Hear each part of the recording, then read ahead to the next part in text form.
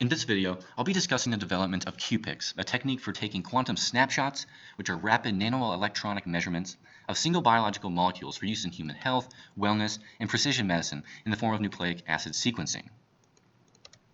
A method like this is necessary to combat the highly imprecise nature of modern medicine. Shown here on the left, for the top 10 highest grossing drugs in the US as of 2015, only a very small fraction of people see any physiological benefit from the drugs. For every one person seeing benefit, shown in blue, there are all these people in red who do not see benefit. In the best case, we see 1 in 4, but numbers are often as bad as 1 in 20, or even 1 in 25. Now, the remaining people either see no benefit or even negative side effects because the treatments aren't designed for addressing the specific biological cause of disease. And this is due to a lack of methods to uncover those specific markers. What we need is a more precision approach, as is shown on the right. Now, looking at this data, one might ask, why do these drugs sell so much, and why do we continue to use them? And to answer that, I'll leave it in the words of a philosopher who said that the art of medicine consists in amusing the patient while nature cures the disease. One technology helping precision medicine become a reality is sequencing, as it allows for uncovering the genetic biomarkers responsible for disease. If you're not familiar with sequencing, it's the process of trying to decode the order of 4 natural molecules in DNA called nucleotides, like adenine, guanine, cytosine, and thymine, denoted A, G, C, and T. The technology has progressed rapidly over the last couple decades, as evident by the decreasing cost to sequence the human genome. So first-generation methods, such as Sanger sequencing, set forth the idea of using synthesis, specifically sequencing a DNA strand of interest by synthesizing the reverse strand. And this is performed in 4 reaction mixtures, each with one specialized version of one of the 4 DNA nucleotides that terminates the synthesis reaction at each location of the nucleotide. And this can be used then to decode the full sequence. Second-generation methods took the idea of synthesis and applied it in a massively parallel process, where now millions of DNA strands can be sequenced simultaneously, often using fluorescent labels on the nucleotides for detection of the sequence with light. Next-generation methods have moved towards trying to detect sequencing events on the single molecule level in an attempt to reduce time and cost. Some still employ the idea of synthesis, while others have switched to a nanoelectronic approach, for instance with DNA being fed through protein pores. Despite the progress in sequencing technologies, there's still much to be improved.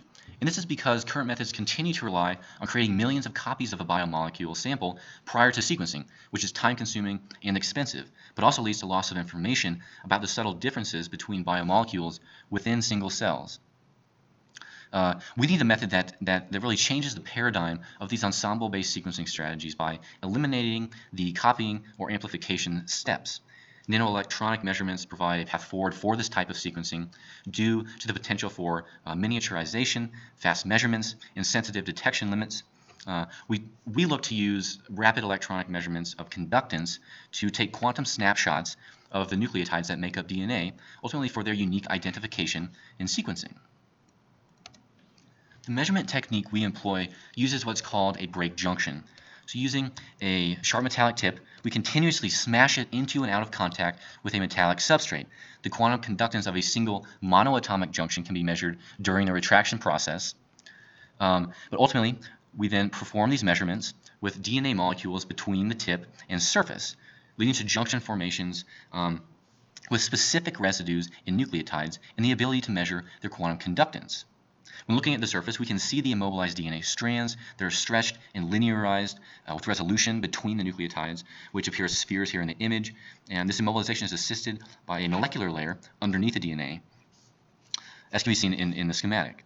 Our conductance measurements on nucleotides begin during the noted elongation step, or when the tip is starting to be retracted from the surface. What we measure is then the resulting current flowing between the tip and the surface over the distance that the tip is retracted. So the current is a maximum, while tip and surface are in contact.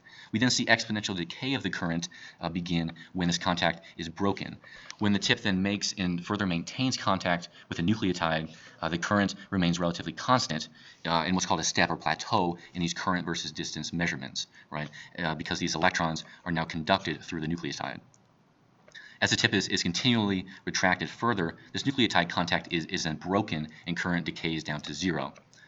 So with hundreds to thousands of these measurements, the current can be converted to a conductance histogram, and what we see are peaks that correspond to currents at which steps consistently appeared. Now these conductances, G, are based on the electronic transmission pathway, T, through the individual nucleotides. So the basic idea is here, since the nucleotides have different structures, we expect to see different conductance signals. This is indeed what we observe, and we refer to these unique conductance signals as the unique quantum conductance fingerprints for the nucleotides A, G, C, and T in DNA.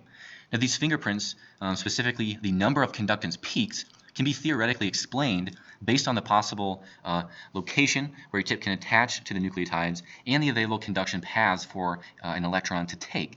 So looking at A, we see that the 4 peaks in the conductance fingerprint can be explained from 3 possible tip attachment sites and 4 possible pathways that an electron can take when moving through the nucleotide. Similar explanations can be provided for G, C, and T based on their unique biochemical structure and attachment geometries. To use these fingerprints for sequencing, well, we need to apply them for categorizing quantum conductance measurements on unknown nucleotides into identifications as A, G, C, or T. And we use tools in machine learning to do this, where the goal is to be able to identify A, G, C, and T from a minimal number of measurements. What we devised is to take a single quantum conductance measurement, or a single smash and retraction event of our tip, and create a conductance histogram from that measurement. The histogram is then projected onto the fingerprints for each of the nucleotides A, G, C, and T to see probabilistically which is most closely in resemblance with. So this resemblance is then quantified in terms of 1, where peaks or spikes occur in relation to the fingerprint peaks, 2, threshold intensities for these spikes, and then 3, correlations between spikes in different locations. And what we get then is a probability for resemblance to each A, G, C, and T. We can now use this machine learning approach to make nucleotide identifications, or called base calls, and these are from measurements then on unknowns. And due to the fact that our molecules are immobilized onto a surface, we can analyze each nucleotide with higher coverage or more repeat measurements. Now this equates to parking our tip over a single nucleotide and performing repeated rapid smashing and retraction events. What we see is high accuracy for molecular identification with repeat measurements.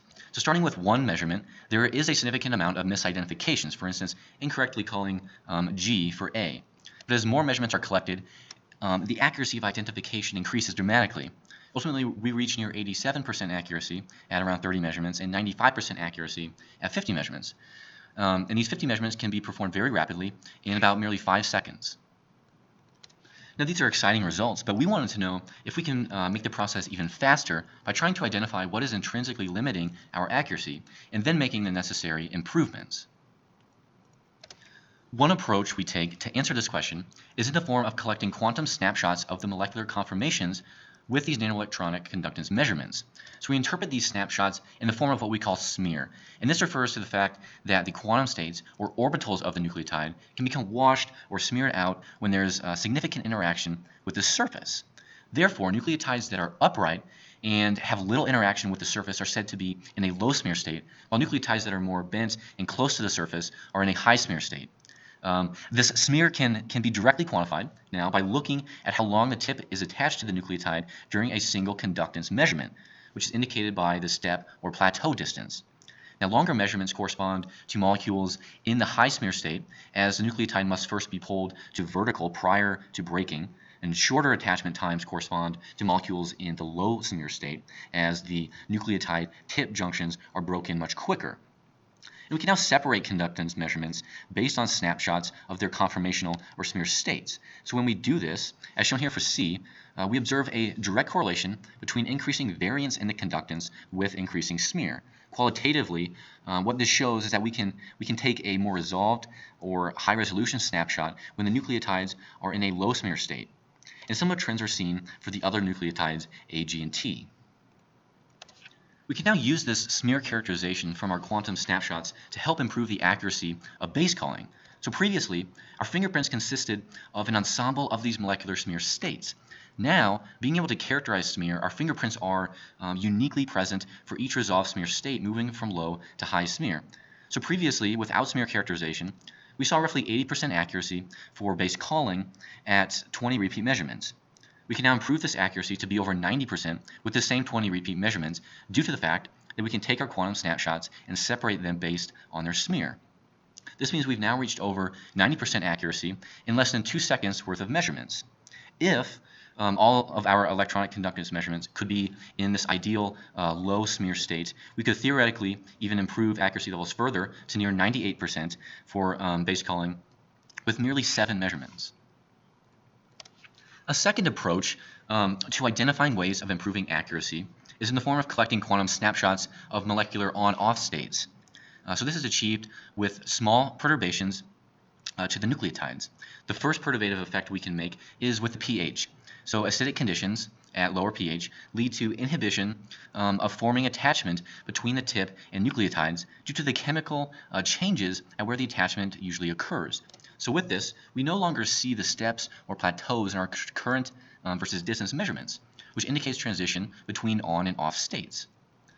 The second perturbative effect we can make is with the bias voltage at which the electronic conductance measurements are performed. So looking at A for an example, we see that moving from minus 0.5 volts bias to minus 0.2 volts bias, we no longer have sufficient energy to probe the quantum conductance of the nucleotide, again indicating transition between on and off states.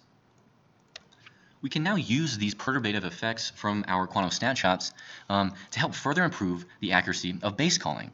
Specifically, we can switch between different bias voltages and pH conditions to turn between on and off states in a very controlled manner.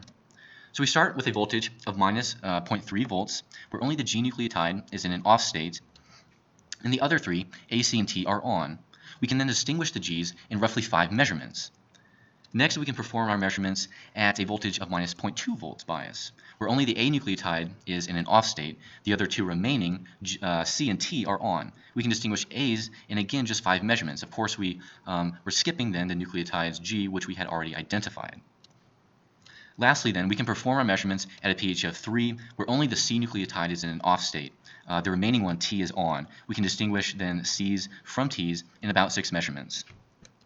So what we see from this scheme of 5 plus 5 plus 6 measurements, which equates to an average of about 12 measurements per nucleotide, is very high, strong probabilities for base calling each nucleotide, which gives high confidence and ultimately then the high accuracies that we see, which are over 99%.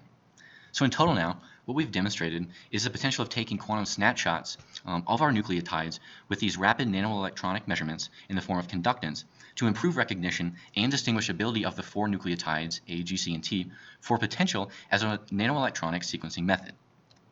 So I'd like to thank my fellow group members who were part of this work, specifically Sepide, Gary, and Sajida, and also the funding agencies who made this research possible.